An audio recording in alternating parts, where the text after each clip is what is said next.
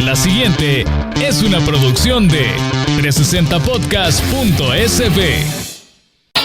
Diana Verónica y Tony, la entrevista se sube todos los días a 360podcast.sb, el primer hub de podcast en El Salvador. O puedes volver a escucharla por Spotify, Google Podcast, Apple Podcast, Amazon Music o TuneIn. Dale clic a la campanita para que recibas la notificación. Este día, en el Corre de la Mañana, le damos la bienvenida a... La abogada Tania Pastor está con nosotros. Bienvenida, Tania. Hola, Tania. Gracias por aceptar la invitación. Gracias. Hola, Diana. Hola, Tania, y a toda la audiencia de este programa, por supuesto. Venimos corriendo, pero aquí estamos. ¿Cómo le fue con Josué Natán Baquis? Pues bien. Ahí estuvo bastante interesante la conversación, el mismo tema. El mismo tema, solo que fueron más temas, no solamente ese, pero sí es todo el mundo quiere entender o tratar de entender un poquito de lo que está pasando con el CROC. Y realmente es bien difícil porque no tenemos el expediente ni toda la información en las manos, pero tenemos información periodística que es útil para por lo menos y ya analizarla. Para entrar en Entremos materia, ayúdenos a entender y a ir dilucidando en base a la información que hay, pues intentar llegar a la verdad, ¿verdad? O sea, ¿qué es lo que está pasando? O entender qué es lo que está pasando, Tania, ¿verdad? Porque esto se conoció el día jueves. Hasta el momento no he visto ninguna fuente oficial. No sé si tú tienes alguna fuente oficial, más que informes periodísticos, ¿verdad? Correcto. Sobre este pandillero que fue detenido en México. A ver, lo que sabemos es que estaría en poder ya de los Estados Unidos, que fue detenido en México, el famoso miembro de pandillas, CROC, cuyo nombre es Elmer Canales. Había una investigación periodística del periódico digital El Faro. Se conocieron ahí en esa investigación audios del secretario de Tejido Social, Carlos Marroquín, donde se asume que habla de que él sacó al viejo, dice, de allá adentro y se lo llevó a Guatemala. Sin decir nombre, otro pandillero confirma que habla del CROC. Entonces, es un poco lo que se sabe. Y a eso hay que agregarle que el fin de semana se conocieron también declaraciones de uno de los jueces que llevó el caso, ¿verdad? Uh-huh. En donde decía que él había pedido información, pero que no se la habían dado. Godofredo Salazar, exacto. Entonces, acláranos desde el punto de vista de un abogado, Tania, ¿qué es lo que está pasando? Sí, yo creo que la pregunta fundamental que todos debemos hacernos es ¿cómo fue liberado el CROC o el CRUC? Es decir, y cuando yo digo cómo, es que me refiero a cuándo, por qué, dónde pasó. Bueno, se supone que tuvo que haber sido de la prisión de Zacatrás, porque es donde guardaba detención. En Zacatecoluca. Cumpliendo o en cumplimiento de pena impuesta allá por el año 2000, que fue la primera vez que fue condenado. Estaba cumpliendo también una pena por un delito que se le habían atribuido 3 años por traficar objetos dentro de los centros penitenciarios. Había cumplido 2, porque fue en el 2019. Al 20, al 21 tenía 2 años de cumplimiento de esa pena. Hay beneficios carcelarios que se pueden dar, pero no aparece dentro de la información que eso es lo que haya sucedido, ¿verdad? Lo que tenemos conocimiento es que en apariencia, el día 18 de noviembre del año 2021, el CROC fue liberado. Lo que debemos dilucidar es quién y por qué y cómo fue el procedimiento de liberación del CROC. Porque para efectos jurídicos lo que sucede es que si bien es cierto que hay una orden de libertad porque pasó 36 meses detenido y su sentencia no adquirió firmeza, entonces eso, y lo voy a poner con un ejemplo que acabo de poner en la otra entrevista para que se entienda clarísimo. Si en la actualidad muchas personas dicen, ¿y si Ernesto Mason tiene medidas, por qué no sale? La respuesta es bien sencilla, porque tiene otros 2 procesos pendientes en donde tiene orden de detención. Entonces, ¿por qué no sale si allá tiene medidas? Es decir, hay una orden de libertad porque se le sustituyeron la medida de la detención por otras medidas menos gravosas en un proceso, pero tiene pendientes otros 2 procesos con orden de detención también. O sea, entonces, que detengámonos ahí. Uh-huh. Pese a que se venció el plazo en que la fiscalía tenía que presentar pruebas por un delito y eso le daba la libertad, no debió haber salido porque tenía pendientes otros delitos. Es correcto. En apariencia esa es la información correcta. Tenía pendientes otras causas que no habrían o no debieron permitir la liberación de él. Estaba cumpliendo todavía la pena del año 2000, la pena del año 2019, y creo que había un proceso nuevo abierto en el año 2020 dentro del mismo tribunal del juez Salazar, por extorsión y otros delitos, donde muy difícilmente iba a tener medidas sustitutivas en ese delito, en ese proceso. Entonces estaríamos hablando de que estaba cumpliendo pena por 2 procesos, estaría con orden de detención vigente por 1, y mediante el cual se le habría ordenado la libertad porque excedió los 36 meses que establece la ley que alguien va a estar preso. En realidad son 24. Pero cuando ya se llegó a la fase de la sentencia y está en apelación, se da 12 meses más. Un año. Sí, y eso es por la saturación, ¿verdad? Todos sabemos de que antes no habían tantos tribunales especializados y estos juicios son masivos. Ese juicio fue de más de 400 personas, que estamos hablando de Operación Cuscatlán, en donde él fue condenado. Entonces se otorgó allá por el año 2012 una reforma, se emitió una reforma mediante la cual se otorgaban 12 meses más. Entonces por eso es 36 meses. Se ordena la libertad y se ejecuta la libertad en apariencia, teniendo otros procesos pendientes y órdenes de libertad pendientes. Entonces, en ese ítering de la orden de libertad y la puesta en libertad hay una investigación que en mi opinión debe de hacerse, porque definitivamente los que hemos litigado, les decía yo en otras ocasiones, conocemos cuál es el procedimiento de poner en libertad a una persona que lleva una orden de libertad.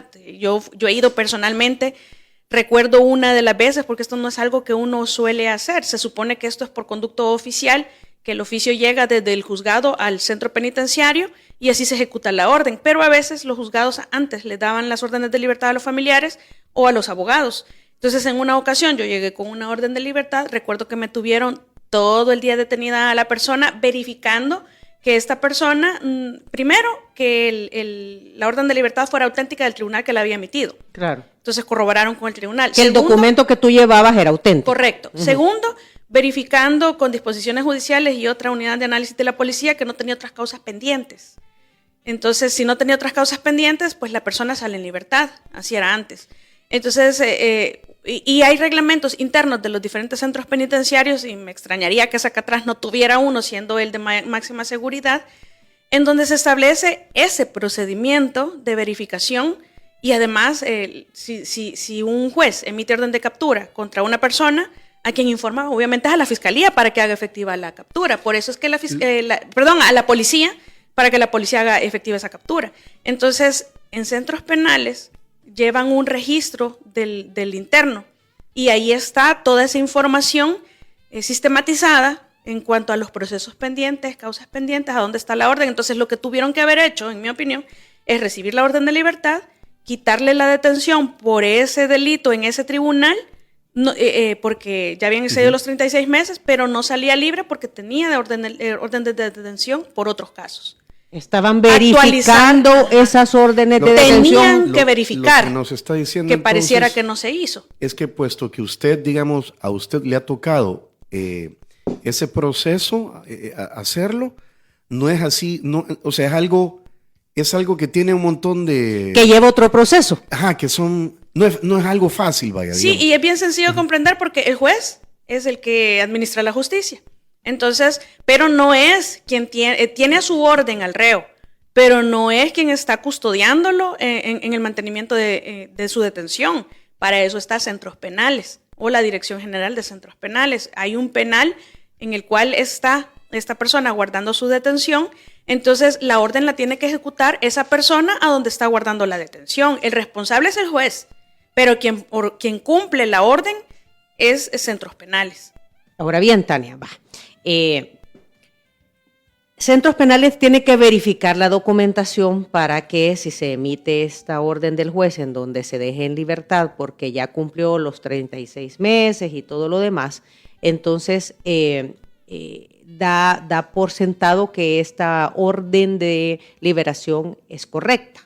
Pero al mismo tiempo, de acuerdo a lo que tú has mencionado, esta persona al parecer tenía otros procesos, ¿verdad? Que ya habían llegado al juez y que ya el juez había informado a la policía y a centros penales. Es que antes de todo esto, del CROC, más o menos por las mismas fechas, los tribunales tenían acceso al CIPE, que es el Sistema de Información Penitenciario, que tiene como respaldo el registro de cada uno de los internos, un registro que por ley se lleva. Está descrito todo esto en la ley y en el reglamento penitenciario. Entonces, lo que sucede es que estos jueces, antes de que pasara todo esto, verificaban en el CIPE si esta persona tenía órdenes de captura pendientes o si solo estaba la orden de ese tribunal que lo iba a poner en libertad. Si eso era así, entonces ordenaban la libertad y de inmediato la ejecutaban, porque ellos mismos verificaban en el CIPE. Pero ahora ya no tienen acceso al CIPE. Entonces, no se puede decir de que porque antes tenían acceso, el CIPE es de centros penales, ¿verdad? Entonces había un acuerdo o convenio y ahora ya los tribunales ya no tienen acceso al CIPE. ¿Desde cuándo, Tania? Más o menos desde que pasó lo del CROC. Y entonces este CIPE, esa información, ¿quién la maneja? ¿Ya son los centros penales? Ahora son los centros penales, antes también los tribunales. Por eso es que en la nota, en una de las notas, son como 5, se dice de la verificación que pudo haber hecho tanto la Cámara como el juez. Y por eso es que el juez menciona que en el oficio que hace con la orden de libertad del 3 de junio, me parece que fue del año 2021, se le hace del conocimiento de centros penales que se ordena la libertad. Sin embargo, no se puede liberar al reo porque se encuentra con causas pendientes. Entonces, ese oficio me imagino que no lo han incluido en ninguna de las investigaciones porque el juez ya no está en ese tribunal. Cambio de Probablemente, no lo sé. Pero sí aparece un oficio en 901 de abril de este año, o de marzo, abril me parece de este año, del 2022, en donde se explica toda esta historial, porque la ficha de este señor no la tenemos nosotros, pero al parecer el Faro sí la tuvo a su vista por filtración de Guacamaya Leaks. Entonces, si en abril ya había pasado, es como que está dando explicaciones tardías. Este oficio como que carece de sentido o solo es para efectos informativos, pero lo cierto es que el oficio importante de verificar aquí es el de junio del 2021. 5 meses antes de la liberación, un 18 de noviembre. Porque en ese oficio se le hace del conocimiento a centros penales, mire, pónganlo porque verificaron en el CIPE, mire, pónganlo en libertad por este proceso, pero está la orden también mía, porque tiene otro proceso iniciado en el 2020, porque está cumpliendo condena desde 2000, porque está cumpliendo, no era el mismo juzgado, porque está cumpliendo una pena de 3 años también impuesta en el 2019, faltaba un año para terminarla de cumplir, y porque tiene otro proceso pendiente. Entonces se le estaba haciendo del conocimiento de centros penales que no lo podían liberar. Eso lo hizo el juez Godofredo. Es lo que dice el que hizo. Yo no he visto el oficio. Ese oficio sería importante verificarlo porque cuando lo mandan a centros penales o lo mandan especialmente al penal donde estaba guardando detención el que es acá atrás, debería de tener el recibido del nombre de la persona que recibe, la fecha y el sello de Zacatrás. Zacatrás, el centro penal de máxima seguridad. Y así demostrar que sí tenían conocimiento que no podía ser liberado. Por lo menos no por otros delitos, sí por el que ya había excedido 36 meses en detención y eso es ilegal. ¿Qué hace el juez Godofredo Salazar en términos generales con este comunicado? ¿Qué está queriendo dar a entender?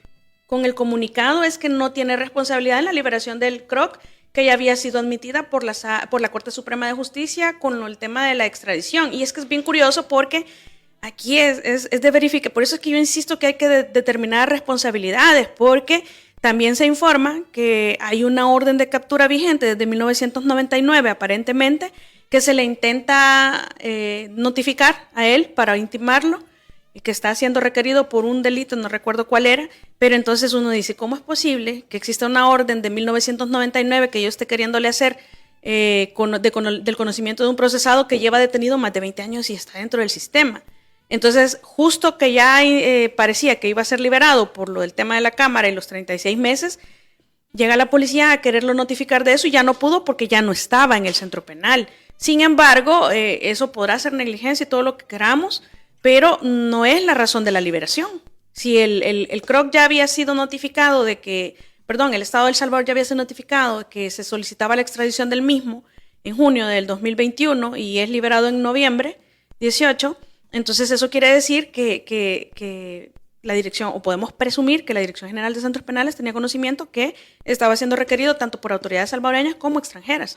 Entonces esa orden de libertad no se debió ejecutar jamás. Si acaso eso fue lo que pasó para su liberación. Y esto es un traslape de papel. O sea, yo quisiera entender, porque, a ver, es una persona que ha cometido delitos, y no uno, sino que varios, o sea, digamos de acuerdo que al sistema judicial. No es cualquier pandillero. No. Entonces el punto un asesino de salvadoreño. Entonces el punto es cómo se da un traslape de papeles con alguien que es una persona peligrosa, porque palabras más, palabras menos, Tania.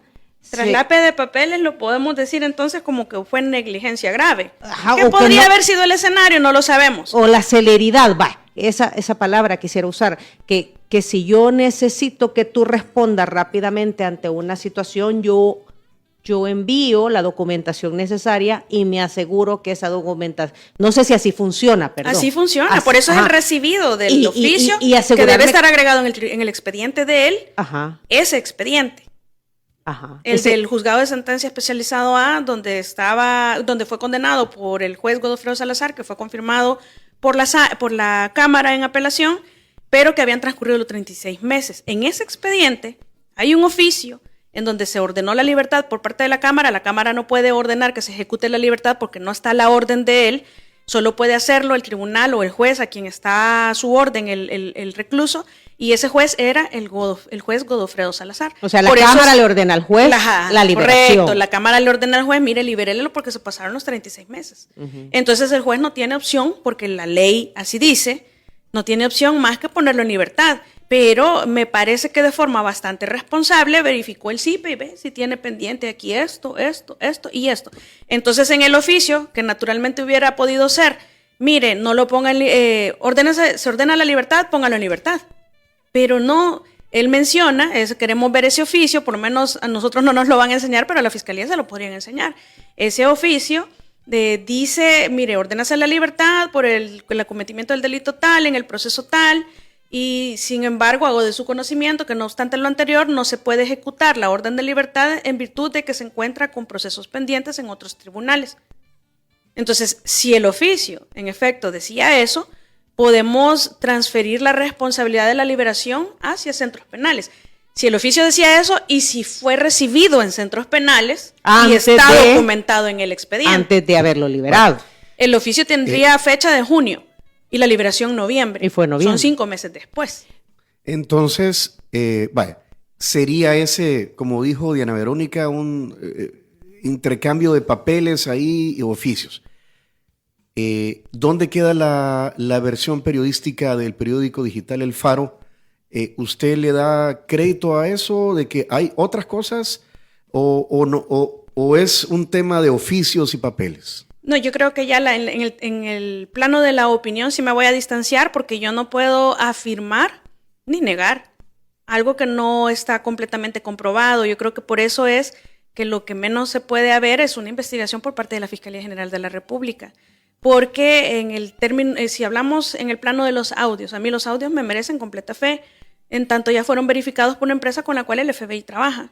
Y también hubo otra verificación por parte de una universidad que es muy seria en Estados Unidos. Entonces uno dice, si los audios no son alterados, estamos oyendo lo que estamos oyendo, aunque no se diga a quién se refiere, pero hay levemente un indicio de que el viejo puede ser o es en efecto Elmer Canales, conocido como el Croc o el Crook, pues entonces yo creo que lo menos que se debe hacer es investigar para que se abandone el morbo de ambos bandos.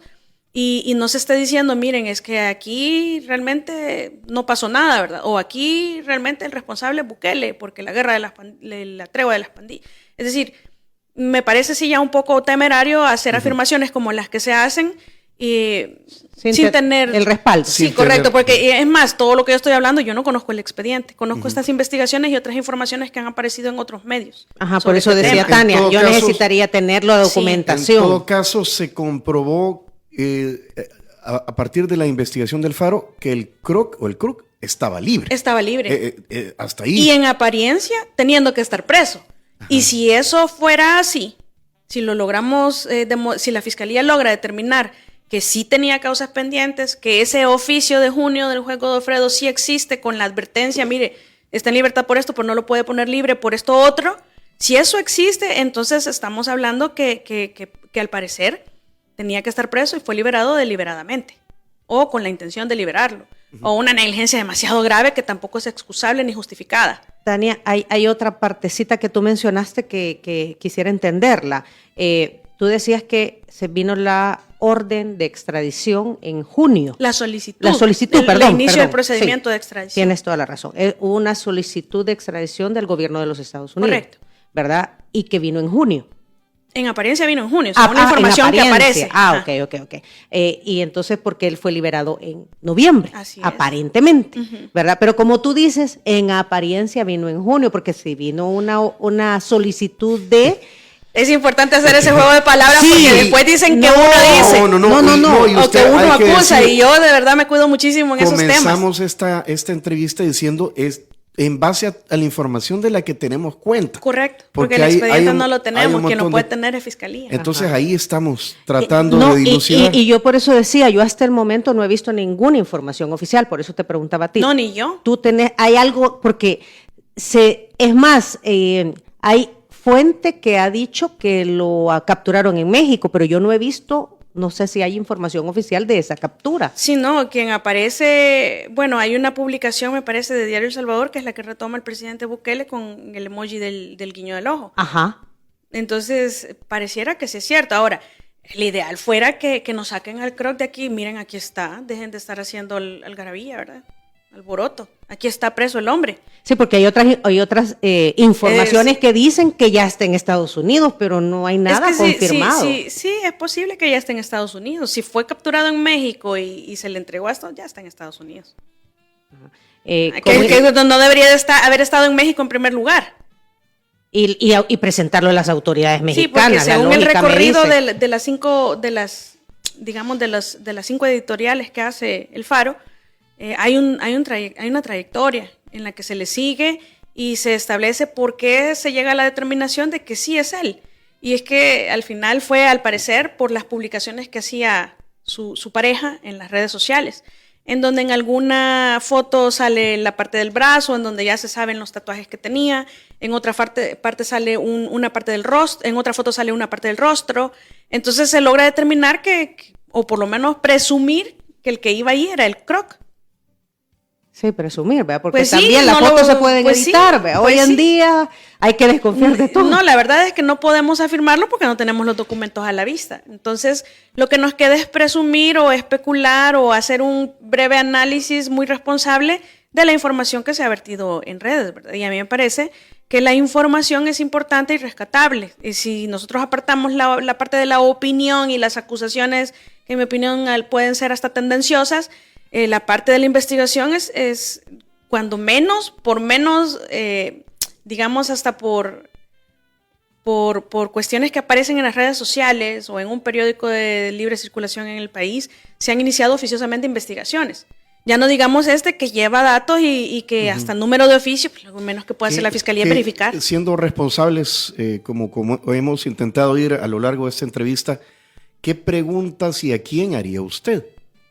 Yo primero pediría el oficio de fecha junio, mediante el cual el juez Godofredo hace del conocimiento del centro penal, porque como aquí hay varios actores que están involucrados, que le hace el conocimiento del centro penitenciario de Zacatrás o de máxima seguridad de Zacatecoluca, que se le ordena la libertad por un caso, pero que no puede ser liberado. Pero que les advierte que no. Que existe. Tengo que comprobar que existe ese oficio que fue recibido, que está incorporado en el expediente judicial, y a partir de ahí, entonces, ahora voy a ir a centros penales a pedir información sobre los registros que lleva el centro penitenciario de máxima seguridad de Zacatrás, y primero hay que pedir la ficha que lleva el registro de centros penales, la Dirección General de Centros Penales. En la ficha tiene que aparecer absolutamente todo.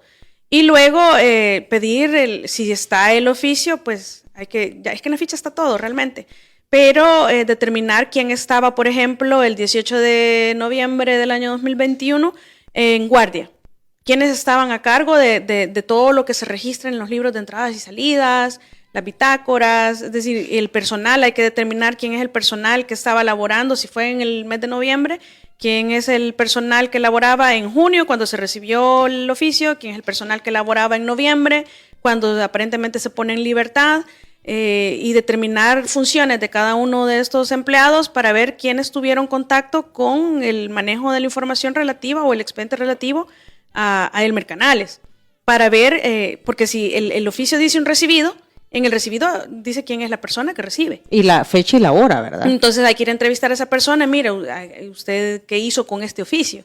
Porque primero hay que ubicar el oficio dentro de centros penales también, ¿verdad? ¿Qué hizo usted con este oficio? Si esa persona lo empapeló, que no tendría sentido entonces que hubieran liberado al Croc, porque si lo empapeló no había orden de libertad. Él seguía guardando detención, ¿verdad? Entonces no tendría sentido. No lo pudo haber empapelado. Entonces, ¿a quién se lo entregó? Y a quien se lo entregó debe haber un registro interno también de que el oficio lo entregó.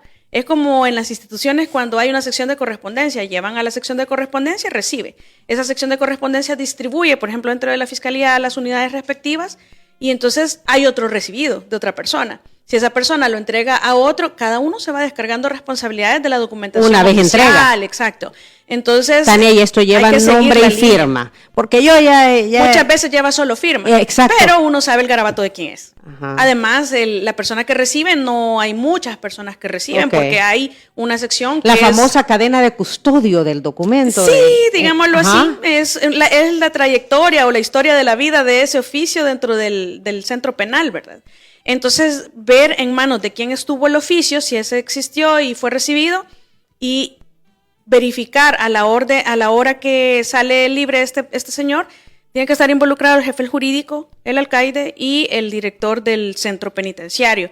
Tienen que ser entrevistados, si acaso yo no los entrevistaría porque en apariencia podrían ser personas de interés en la investigación, sino que todo tiene que documentarse primero para ver hacia dónde va a dirigir la investigación. Pero definitivamente, si fue liberado, tiene que existir el registro. Ese registro no puede ser inexistente. Tiene que aparecer a quién fue entregado. Entonces, ya ahí empieza el seguimiento de la persona que recibió al liberado. O si fue liberado y se fue. Eso pues, te iba a preguntar, y no nuevamente le puede. Pero si fue entregado a otra autoridad para llevarlo al hospital, como también se menciona en otros casos, pues entonces, ¿quién recibió al recluso? ¿Y a qué horas y cuándo lo devolvió? Y entonces si lo llevaron a un centro asistencial de salud, entonces hay que pedir el expediente de este señor ahí en ese centro asistencial para ver que de verdad estuvo ahí, para ver qué es lo que tuvo, por qué razón salió, porque todo eso se documenta, todo queda huella, nada más es de irla recopilando. Entonces a veces una línea de investigación que usted lleva le tira otras posibilidades y usted empieza a investigar para todos lados. Es decir, la misma investigación lo va llevando a uno, ve, ahora sale esta persona, entonces voy a pedir esta documentación aquí. Si sale que fue al hospital y que del hospital ya nunca regresó, por ejemplo, entonces, ¿quién era el responsable en ese momento? En todo caso, si acaso de verdad estaba en el hospital, hay que demostrar que de verdad estaba ahí por alguna razón de peso, ¿verdad? No era que solo salió a pasear. Entonces, hay de verdad bastantes aristas que se pueden investigar. Y lo creo que sí se puede, la fiscalía. Entonces, lo importante es que se aclare la situación, porque si es una persona que debería estar presa, pero aparece en México, ya hay que rendir cuentas de eso, ¿verdad? No es un invento que fue liberado y de repente estaba allá. No es tan sencillo como eso. Si fue liberado, ¿por qué? Si tenía causas pendientes. Esa es la pregunta clave. Él ya estaba cumpliendo una pena larga, creo que era de 40 años. La de 40 fue, creo, la impuesta en el 2020, que le fue reformada en uno de los casos de homicidio a conspiración y le bajaron a 10, pero siempre eran 30 años. Ese es el caso por el cual, entiendo yo, pasó los 36 meses, porque era de la operación Cuscatlán. El caso que estaba cumpliendo pena era uno desde el 2000, que todavía estaba cumpliendo pena. Desconozco si ahí había habido una modificación de la misma por tema de trabajo penitenciario o cómo estaba, pero tenía otra condena del 2019. Y en el del caso Cuscatlán, ¿se sabe por qué la fiscalía, por qué se venció el plazo sin que la fiscalía aportara pruebas? Eso era muy común antes. De hecho, tiene una explicación, no justifica, pero tiene una explicación, y es que ahora sabemos que hay muchos tribunales especializados o contra el crimen organizado que ni esos dan abasto. Pero antes teníamos un número bien limitado de juzgados especializados, y esos juzgados siempre eran juzgados de muerte. En realidad era un trabajo increíblemente excesivo y nunca salían a tiempo. Y esta era la operación Cuscatlán. 434 imputados, me parece, ya iba a decir diputados. Y entonces era un juicio masivo. Y lo más usual era que las emisiones de las sentencias pasaran a veces hasta 12 meses, 24 meses. Para el caso de cuando ya se notificaba la sentencia y empezara a correr el término de las apelaciones, ya había pasado prácticamente los 24 meses. Entonces, pero, y si no había una sentencia para recurrir, es decir, todo ese tiempo se comían los 24 meses y los 12 meses adicionales y ya estaba en apelación, pero era una retardación por exceso de trabajo. En una ocasión tuve un caso en donde yo pedí la libertad porque habían excedido los 24 meses, todavía no estaba la reforma de los 36, pero no pusieron en libertad a la persona detenida porque decían de que no había policías para que fueran a custodiarlo en su casa con arresto domiciliario, ¿verdad? Sin embargo, el tiempo ya había transcurrido. Es decir, hay otros factores, es lo que dices tú. Sí, lo que pasa es que nosotros antes teníamos, por lo menos en tratamiento de crimen organizado, de estos terroristas específicamente, el sistema penal como que era parejo para todos, incluso para ellos. Y yo siempre he dicho que para ellos tiene que ser especializadísimo, de verdad. Y este cambio que nosotros tuvimos de modelo allá en el 98 a un sistema penal de tipo mixto acusatorio, en realidad lo que nos con el afán de modernizar nuestra justicia penal, lo que nos hizo fue tener un modelo bastante garantista de las personas procesadas, lo cual está bien, ¿verdad? Lo que sucede es que se hizo en detrimento de las víctimas. Las víctimas siempre soportaban las ineficacias de las instituciones públicas que investigaban el delito o en los juzgados donde se tramitaba todo el proceso, o las pobres víctimas, si eran pandilleros, por tecnicismo salían libres y regresaban a las comunidades más agresivos y a matar más gente. Entonces, eso fue algo histórico, es decir, era algo que existía porque así estaban las leyes. Entonces, con un sistema, en mi opinión, en exceso garantista, lo que pasa es este tipo de cosas, pones en libertad a veces a personas que no deberían de estar en libertad. Ahora, lo que yo siempre les voy a insistir es el hecho de que un juez ponga en libertad a alguien no quiere decir que nosotros vamos a culpar siempre al juez.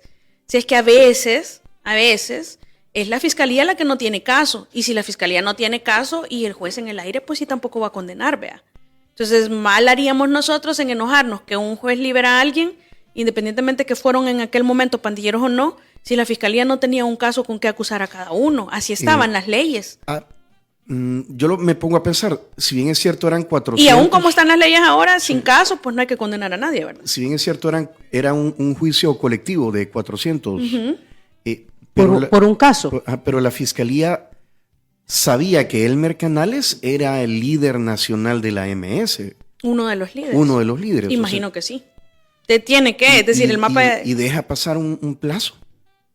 No, porque allí fue en el juzgado. Digamos, los plazos que sigue fiscalía, ahí sí tengo que defenderlos porque el plazo que van siguiendo ya está por ley y no se puede extender. Es allá a nivel judicial que se hace el juicio y que se ordena una sentencia y la sentencia no la escriben en el papel para que puedan recurrir las partes. Entonces, en hacer ese papel de sentencia de 400 y entiendo yo que es ahí donde se demoraron bastante y que su vez en apelación se demoran otro tanto más y pasan los 36 meses. Entonces, cuando el juez viene a resolver, pues si ya pasaron 36 meses, tiene que ordenar la libertad. Además que el hecho que el juez, que el magistrado confirmara la condena no quiere decir que los defensores no iban a recurrir en casación hacia la tercera instancia, para arriba, a la corte. Entonces, la sentencia tampoco iba a estar en firme. Entonces. O sea, hay un montón de procesos. Sí, entonces por eso es muy aventurado afirmar cuando uno tiene desconocimiento de todos esos procesos, porque podemos caer en un sesgo de desconocimiento increíble y empezar a repartir responsabilidades que realmente a veces no lo son. Entonces, para no caer en ese sesgo, ¿hasta dónde nos encuadraríamos ahorita con los hechos, con lo que conocemos? Con los hechos que conocemos, como falta ese oficio, pues solo tenemos el dicho del juez, que no tengo por qué creer que es mentira, pero hace falta ese oficio, y si ese oficio existe, pues alguien deliberadamente facilitó la liberación del CROC. Sí, por eso decía. Y quien lo tiene responsable es. Cuando entró ya lo había liberado. Si el juez solo ordenó la libertad y teniendo acceso al CIPE no verificó esa situación, hay responsabilidad del juez. Y si por no haber mandado el oficio completo. Ajá, pero eso tampoco exime a centros penales. No le podemos atribuir la responsabilidad solo a porque centros penales tienen la misma obligación y la tienen escrita en un reglamento. Y por eso tiene acceso al CIPE. Y tienen una ficha. Sí, el CIPE de ellos es de centros penales. Además, tienen una ficha del recluso. O sea, en la ficha del recluso están todas sus. Podrían decirle al juez, mire, juez. No se la vamos a cumplir. Porque falta. Así es. Porque no se la vamos a cumplir en este proceso. Ya le descargamos la detención. Pero no lo podemos liberar porque tiene estos otros pendientes. Es decir, aquí todos tienen una obligación o esa que nosotros decimos la garantía de que nos aseguren que van a hacer su trabajo bien para evitar que salgan a la calle asesinos de salvadoreños como lo es el CROC. Tania, perdón la ingenuidad. No. Pero el acceso a este famoso CIPE está actualizado para cualquiera. Porque no sé, pregunto si centros penales lo tiene a un nivel, pero no está debidamente alimentado para los juzgados. No sé, pregunto. Lo que sucede es que antes había un convenio, al parecer, porque el CIPE es del 2011, ¿verdad? Entonces, había un convenio mediante el cual los jueces tenían acceso con claves para verificar la situación jurídica de los reclusos. Entonces, antes de poner en libertad a alguien, verificaban la situación jurídica, porque no podían poner en libertad a alguien que estaba siendo pedido por otro tribunal. Eso es entorpecer la justicia. O sea, sí, porque el juez tiene la obligación de conocer el proceso que ha llegado a su juzgado. Exacto, no tiene la obligación de conocerlo del otro. Esa era como una herramienta adicional. Y una misma persona puede tener procesos abiertos en varios juzgados. Y yo conozco un caso en donde un juzgado de San Salvador pasó literalmente 3 meses tratando de ubicar a una persona que está aguardando detención en un penal de aquí del país, pero 3 meses tratando de ubicarla por muchos medios, y cuando hubiera sido, si estuviera ese convenio vigente, tan fácil meterse al CIPE y ver que estaba recluido a la orden de otro montón de tribunales, ¿verdad? Pero eso ya no es así. Ahora solo tiene acceso a centros penales. No podemos hablar de que esto no esté actualizado, eso sería inexcusable, porque el expediente, el registro tiene una obligación de tener un expediente con toda la información que va llegando. Por lo menos no le puedo asegurar a nadie que está actualizado, pero la presunción de que debería de estarlo sí la puedo hacer, porque es una obligación de cada uno de los actores, tanto del juez. Si yo le decreto la detención en una audiencia preliminar o el fiscal detuvo a alguien por administrativa, lo lleva ante el juez confirma la detención. Entonces, más fácil, hay una persona ausente, entonces le decretan la detención. Esa persona ausente, como no está presente, el juez, ¿a quién le manda la orden de detención para que la cumpla? A la policía. Entonces la policía por eso es que se hace la verificación con disposiciones judiciales, presos de la Corte y la unidad de análisis de la policía, me parece que no estoy segura, porque ellos son los que llevan los registros de todas las detenciones que tienen que ser efectivas. Si es que el fiscal, cuando va a detener a alguien, no lo tiene el fiscal, lo detiene la policía. El juez, cuando ordena la detención de alguien, no lo tiene el juez, lo detiene la policía. Entonces la policía lleva un registro de toda esta situación. Y cuando uno de estos detenidos ya entra al sistema de cárceles de nuestro país, entonces ya se rige bajo la ley penitenciaria. Y la ley penitenciaria, tanto en la ley como en el registro, como en el reglamento, establece la existencia, la creación allá por el 2012, me parece también, o 10, de un registro que van a llevar de los internos, y ahí está toda la información recopilada de los diferentes procesos que tienen, porque los jueces les informan, tienen una obligación de estarles informando, estar alimentando ese registro, ¿verdad? Y ellos, pues si alguien llega y les pide una libertad, pues ahí tienen el registro. En el registro está la ficha del recluso, la ficha penitenciaria, y ahí aparece si está pedido por otros tribunales o reclamado. Y por eso es que uno creería que no puede pasar que si el juez no puso en el oficio de libertad que estaba pedido por otros tribunales, tenían que haberlo verificado ellos. Y si el juez lo puso, con mucha mayor razón, no podían liberarlo. Entonces, si la liberación se da desde centros penales, porque ahí es donde está recluido, está la orden del juez, pero quien custodia la detención o que guarde detención el reo es el director del centro penitenciario, ¿verdad? Y es el responsable. Lo cierto es que ahorita está en manos de las autoridades de los Estados Unidos. Estados Unidos no lo ha confirmado. No lo ha confirmado Estados Unidos. Pues sí, entonces, ¿a dónde está? Esa es la...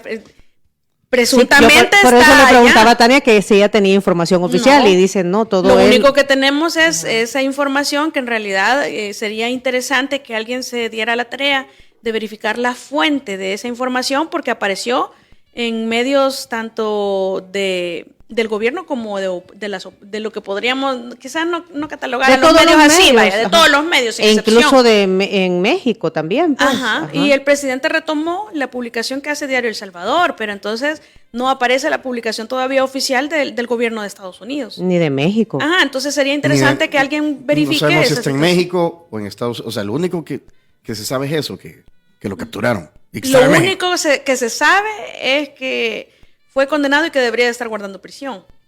Sí, porque de capturaron tampoco se da fe. No lo han presentado. No. No, pues todo eso es parte de lo que hay que saber. Y entonces yo digo, por menos que eso, se han abierto investigaciones en la Fiscalía General de la República de forma oficiosa y yo creo que ya debería de haber una. Me atrevería a afirmar que la Fiscalía ya abrió una investigación con relación a este tema y que van a clarificar en algún momento. Lo que pasa es que como no aparece nadie oficial del oficialismo o del gobierno dando explicaciones o clarificando este punto, entonces lo que queda es especular, porque no tenemos información oficial, ni de El Salvador ni de Estados Unidos. Y entonces ahí nos vamos a quedar. Hasta ahí nos vamos a quedar porque es lo poco que se sabe. Es lo poco que se sabe. Y agradecemos que venga Gracias, Tania a explicarnos esto porque se dicen muchas cosas y bueno, lo mejor es no tener ese sesgo. Gracias, Tania, gracias por venir corriendo también de la otra entrevista. Ya le vamos a dar desayuno. A dar el desayuno. Para llevar. Si quieren volver a escuchar esa entrevista, pongan atención a lo siguiente. Si quieres volver a escuchar esta entrevista, ingresa a 360podcast.sb, el primer hub de podcasteros salvadoreños. Sigue a Diana Verónica y Tony la entrevista en Spotify, Google Podcast, Apple Podcast, Amazon Music o TuneIn. Esta fue una producción de 360podcast.sb.